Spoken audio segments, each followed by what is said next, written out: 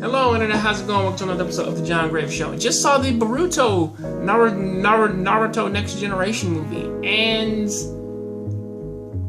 it was okay. Honestly, if I could say something, is like after the I believe after the 5th page in the Naruto manga, pretty much. No wait, it was the 6th page.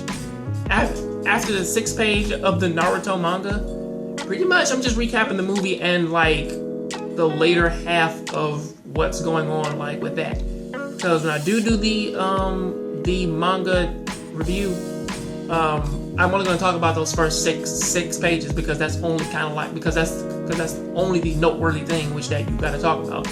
But going on from whatever the movie was, we meet Boruto. And just as you can kind of guess, he's a kid who doesn't like Naruto and wants to surpass his father because he's not paying him enough attention. And pretty much the movie is littered with people, or at least all of the older ninjas now, you know, saying that Naruto didn't grow up with any parents. So you kind of should be happy that he's even alive to begin with. And yes, I do understand that Naruto does act a bit more high and mighty in this than how most would. However, I really don't. However, I kind of really don't. He doesn't do what like he normally does, like, or at least like what we've seen him do over the years. Because for a guy who can make thousands of himself, you would think that doing paperwork on like a daily basis would be fucking easy for him.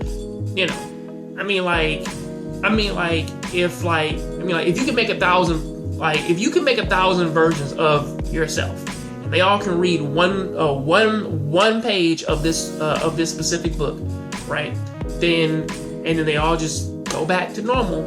Then wouldn't you have all the knowledge? Of course, that goes from Naruto logic. So, of course, you would think that him doing that for like his Hokage job, it would be fucking simple or some shit like that. But of course, this entire series, or at least like this entire movie, is just Naruto's son doesn't understand his father, and his father works too much. So that's pretty much the movie, you know. And he wants to train with Sasuke to get better. Also, there's this whole little subplot of, two of them actually. One that connects Naruto and Boruto, or kind of like gets their story going. And their thing is, well, there's this new little ninja thing which that you put where you put the skills into the scrolls, and in those scrolls you can just release like the ninja art, and pretty much like you just get good like that. Now that doesn't mean that you have to stop training. It just gives ninjas the ability to use a wider variety of moves. Now, of course, they still can't use bloodline abilities, but it does offer different properties for how that they use their moves and such, which is pretty okay, you know. But still, I look at that though, and the way how that this movie presents it, or at least like how Naruto and that one weird ass scientist guy always presents it, as that with this brand new thing, like you don't have to train anymore. If anything, he sounds like a fucking infomercial. Not to say, he sounds like one of those infomercials, like that balance ring thing, like the thing that you put on your wrist and it fixes your balance or some shit like that. Seems like that, and he sounds kind of odd to me. But pretty much that's pretty much like the whole crux between Naruto and his son.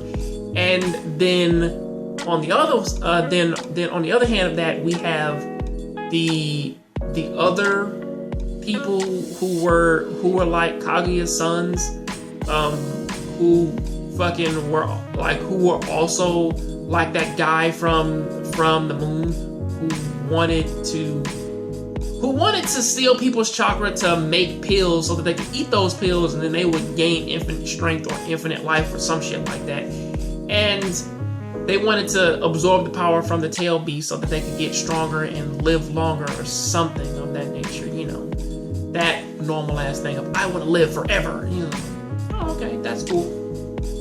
But which again isn't a problem, but still though, that's pretty much like what they wanted to do, and it wasn't a problem.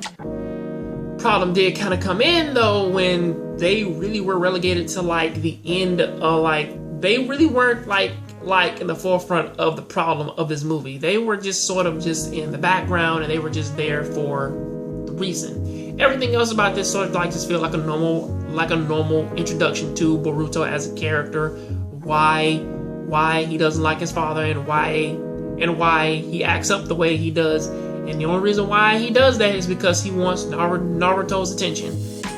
Of course. And that's not a problem.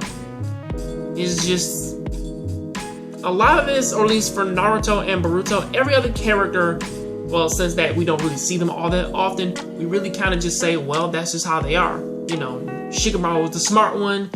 You know, it's like Kakashi's doing his advisory thing and stuff like that. Everybody's just doing what they do. Sasuke's still walking around and trying to protect the village, like from outside threats, and tries to catch them early and so on and so forth.